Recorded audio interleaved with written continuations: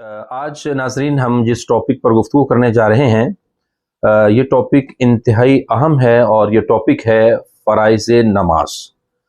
शराइत नमाज पर हम पहले वीडियो आपको दे चुके हैं और इसी तरह इंशाअल्लाह अनकरीब एक और वीडियो अपलोड होगी। उस वीडियो के अंदर हम आपको वाजिबात नमाज इंशाअल्लाह तफसीलन बयान करेंगे। इसकी वजह यह है कि हमने जब मुख्तलिफ मसाइल पर गुफ्तगू करना शुरू की तो पता चला कि शराइत नमाज लोगों की तरफ से कमेंट्स आना शुरू हुए कि ये भी हमें पता चलनी चाहिए, फ़राइज़ नमाज भी पता चलनी चाहिए। और वाजिबात नमाज ये ऐसे हैं कि अमूमी तौर पर लोगों को इसमें गफलत हो जाती है, ये सीख नहीं पाते, मालूमात नहीं होती। तो खैर इंशाअल्लाह इन पर हमारे यूट्यूब चैनल पर रहते हुए इन तमाम वीडियोस को आप देखिएगा। अब हम आज गुफ्तगू कर रहे हैं फ़राइज़ नमाज के बारे में।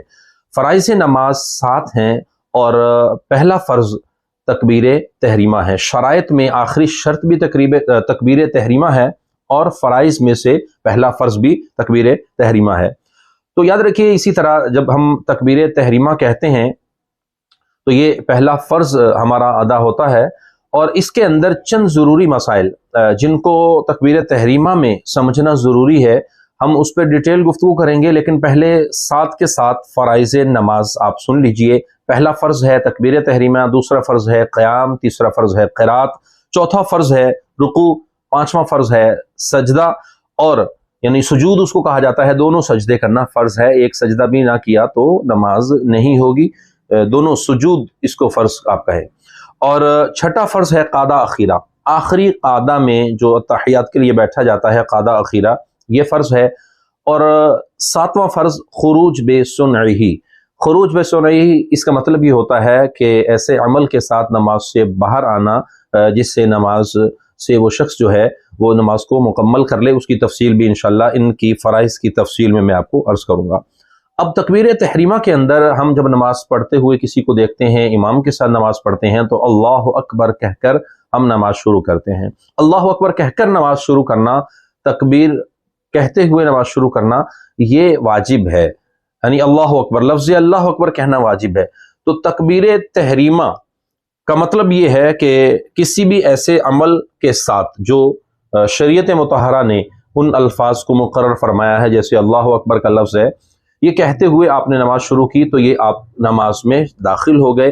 तहरीमा इसको क्यों कहते हैं? इसलिए कि जब तक आप नमाज के लिए अल्लाह अकबर नहीं कहते उस वक्त से पहले आप खा सकते हैं, पी सकते हैं, सो सकते हैं, किसी से गुफ्तगू कर सकते हैं। और जैसे ही आपने नमाज के लिए अल्लाह अकबर कह लिया, अब आप न किसी से बातचीत कर सकते हैं, न खा पी सकते हैं। अलगर्ज दुनियावी तमाम काम आप पर ममनू हो गए। अब सिर्फ और सिर्फ अल्लाह की बारगाह में आपने हाज़री के साथ तवज्जो इल्लल्लाह भी है, आपका बदन एक ख़ास कैफियत में खड़ा है, आपका जिस्म एक ख़ास कैफियत में खड़ा है, ज़बान से ज़िक्र इलाही है, आपने सना पढ़ना शुरू कर दी और दीगर अज़कार, और यूँ आप अपनी नमाज को आगे बढ़ाते हैं। तो तकबीर तहरीमा उन तमाम जायज़ कामों को भी आप पर हराम कर देती है। हराम शरई इस अंदाज में हो जाता है कि अब आप वो काम नहीं कर सकते जो नमाज की हालत के अंदर होते हुए या नमाज से बाहर होते हुए आप कर सकते हैं, लेकिन नमाज की हालत में अब जब आप मौजूद हैं तो अब आप वो काम नहीं कर सकते। ये तकबीर तहरीमा की एक इख्तिसारन तफसील है। इसमें दो मसले और बड़े अहम हैं, इनको भी समझ लीजिए। नंबर 1 क्या है? मुक्तदी ने तकबीर तहरीमा में लफ्ज़ अल्लाह अकबर इमाम से पहले, इमाम के साथ आप नमाज पढ़ रहे हैं तो आपने क्या किया? इमाम से पहले अल्लाह अकबर कह लिया। अब इमाम ने अल्लाह अकबर अभी नहीं कहा और मुक्तदी पहले ही अल्लाह अकबर कह के हाथ बांध के खड़ा हो गया, इस सूरत में उसकी नमाज नहीं होगी। और याद रखिए, अगर गलती से कभी ऐसा हो भी जाए तो फौरी तौर पर इमाम के अल्लाह अकबर कह के तकबीर कहने के बाद आप दोबारा जो है वो अल्लाह अकबर कह के नमाज में शामिल हुए। तो पहली नमाज तो आपकी स्टार्ट ही नहीं हुई, आप नमाज में शामिल ही नहीं हुए।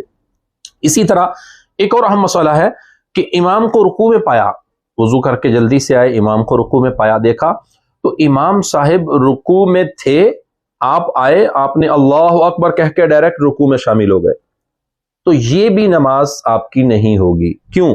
वजह यह है कि तकबीर तहरीमा में अल्लाह अकबर कहना ये पहला फ़र्ज़ है, फिर रुकू के लिए अल्लाह अकबर कहते हुए इमाम के साथ मिलना, ये अलग एक वाजिबात और इंतकालात नमाज और ये अलग एक ज़रूरी चीज़ है।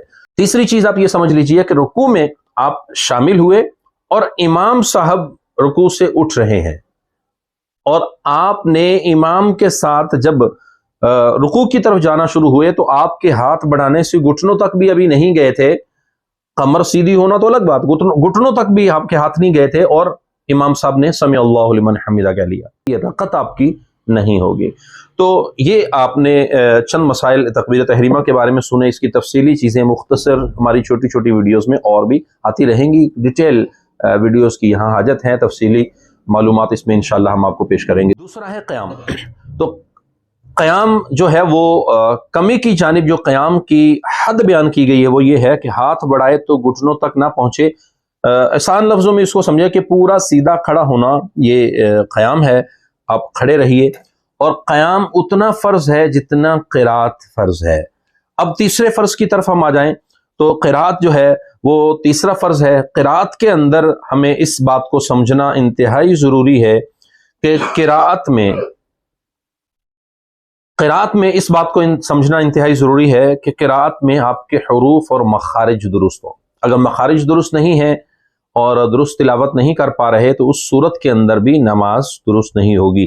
اس لیے تمام نمازی حضرات کو چاہیے کہ اپنی نماز کم از کم ایک بار نہیں بلکہ کوشش کریں کئی بار کسی بھی قاری صاحب کو، مؤذن صاحب کو، امام صاحب کو آپ اپنی قرات سنا کر نماز کو درست کر لیں. اور پھر ایک اہم مسئلہ یہ بھی اس کے اندر سمجھ لیں کہ جہری نمازوں میں جہری قرات، سری نمازوں میں سری قرات کا ہونا یہ ضروری ہے.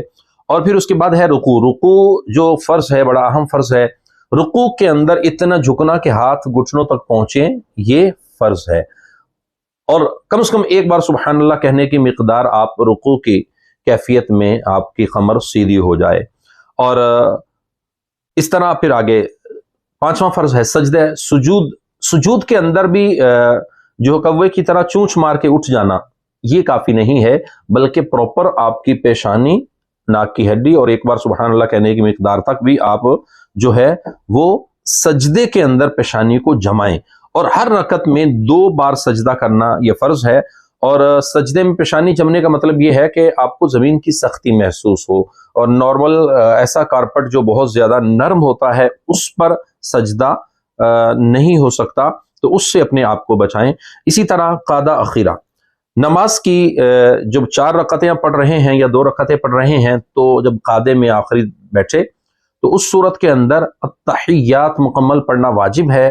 اور قعدہ اخیرہ کے اندر آپ نے لازمی طور پر التحیات جتنا وقت بیٹھنا، التحیات پڑھنا، بلکہ التحیات کا ایک ایک لفظ حرف پڑھنا یہ واجب ہے. تو یوں آپ کا یہ فرض بھی پورا ہوگا اور قعدہ اخیرہ کا یہ آپ کا مکمل فرض بھی ادا ہوگا. اور آخری ہے جو اس کے اندر فرض خروج بسنعہ. خروج بسنعہ یعنی قعدہ اخیرہ کے بعد سلام یا بات چیت کے ذریعے سے نماز سے باہر آنا. لیکن یاد رکھیے سلام کے ذریعے سے باہر آنا یہ واجب ہے. اگر کسی شخص نے قعدہ اخیرہ کیا اور اس کے بعد نماز سے باہر آنے کے وقت کسی بھی گفتگو سے کوئی شخص بیٹھا تھا اس کو آواز دے دی، کوئی ایسی اور بات کر دی، نماز سے تو باہر آ گئے لیکن یہ نماز واجب الاعادہ ہو جائے گی، دوبارہ پڑھنی پڑے گی. لہٰذا یاد رکھیے خروج بسنعہ کا اصل مطلب یہ سمجھیے آپ کہ آپ نے سلام کے ذریعے سے نماز سے باہر آنا ہے، اس طرح ہم سلام پھیر کر نماز سے باہر آتے ہیں. تو یوں یہ فرائض نماز پر ایک اختصاراً گفتگو ہوئی. اس کے اندر چند پیچیدہ مسائل ہیں جن کو میں بیچ بیچ میں ڈراپ کرتا گیا ہوں، ویڈیو لمبی نہ ہو جائے. ان مسائل میں سے کوئی مسئلہ آپ کے ذہن میں آئے ہمیں کمنٹس کیجئے گا، انشاءاللہ عزوجل ہم ان پر بھی ویڈیو آپ کو لیے پیش کریں گے. ابھی ہماری چند آنے والی اور بہت ساری ایسی ویڈیوز ہیں جن کو انشاءاللہ آپ بھی سننا چاہیں گے. چند سوالات آپ کے سامنے رکھ دیتا ہوں، وہ ویڈیوز ہمارے چینل پر موجود ہوں گی یا اپلوڈ کی جا چکی ہیں یا ہو جائیں گی. نمبر 1 یہ ہے کہ ایک ہی رکعت میں، یعنی آپ نے فجر کی 2 رکعتیں پڑھنا شروع کی تو پہلی رکعت میں آپ نے سورہ ناس پڑھ لی، تو اب دوسری رکعت میں کون سی سورت پڑھیں؟ 4 رکعت والی نماز تھی تو آپ نے پہلی رکعت کے اندر سنتیں پڑھ رہے تھے، پہلی رکعت کے اندر آپ نے سورہ جو ہے وہ فلق پڑھ لی، دوسری میں ناس پڑھ لی. تو اب قرآن کا چونکہ اختتام ہے، اب جو آخری 2 رکعتیں اس میں کون سی سورت پڑھیں؟ یہ ایک سوال ہے.